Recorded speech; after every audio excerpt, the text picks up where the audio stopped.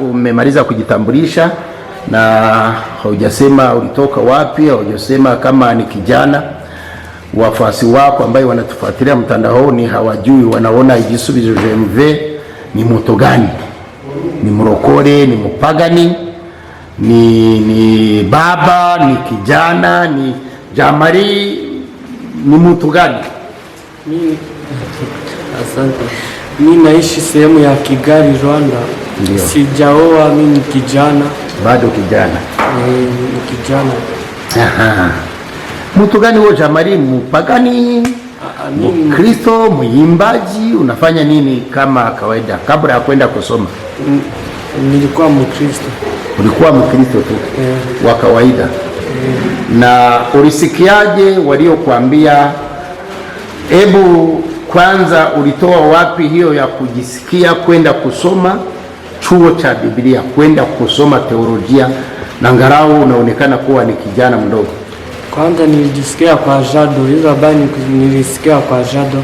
Jado alikuwa anatuambia Tanzania kuna shule ya Biblia. Ndio inayofundisha Biblia. Wapendwa wasikilizaji wa kipindi chetu cha mahubiri, angarau hatuhubiri sana, bado tunaendelea kuzungumza kuhusu kitamaduni ya Rwanda na nchi tofauti. Tumewakaribisha tena kwa studio, tuko kwa micro ya pili, mnamsikiliza mchungaji James Karemera, mwangalizi wa kanisa la DNPC nchini Rwanda.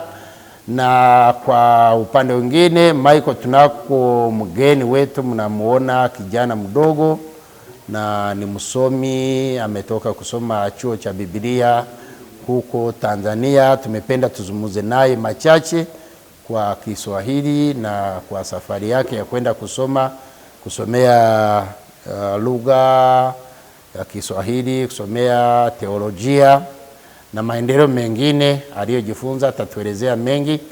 Kwa hiyo tumewakaribisha kwa channel hii inaitwa Umuco Family Gospel TV na Kirwanda Kiswahili, yani ni channel ya kitamaduni, kifamilia na kiinjili, ndio gospel.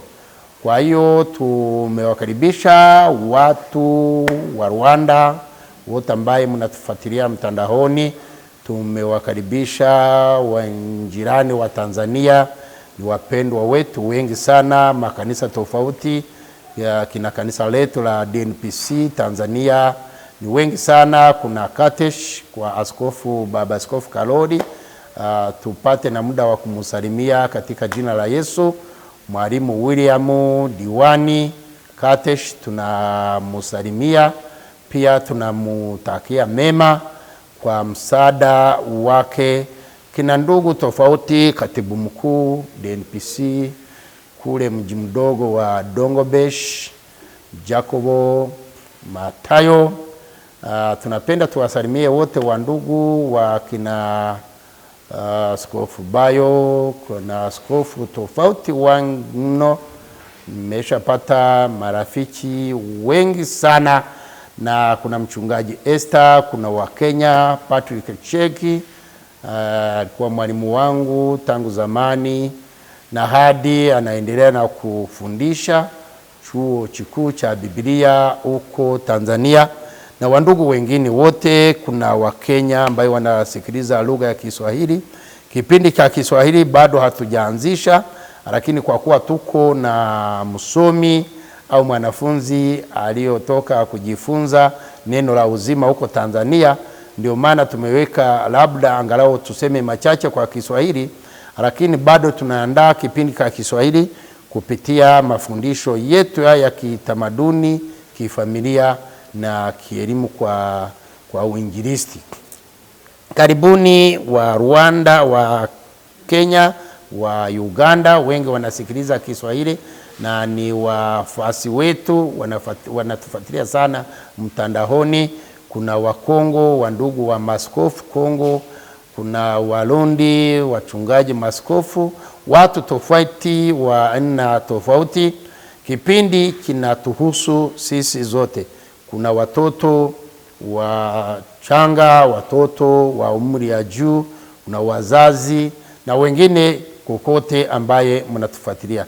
Tunapenda tuwapongeze wachungaji ambaye wanaendelea na kazi ya Mungu Rwanda, na angalau kuna changamoto na tunaendelea kuomba ili changamoto ya kufungiwa makanisa kwa ambaye vyenye tunaomba tufanye, na Mungu akitusaidia ataisha na tuendelee na maibada tofauti makanisani. Kwa hiyo wapendwa wasikilizaji, tumupokee ndugu kijana mdogo ninaoambia kuwa ametoka huku Arusha, mji mdogo wa Dongobesh, kujifunza chuo kikuu cha Biblia kwa neno la uzima, ndio jina hiyo.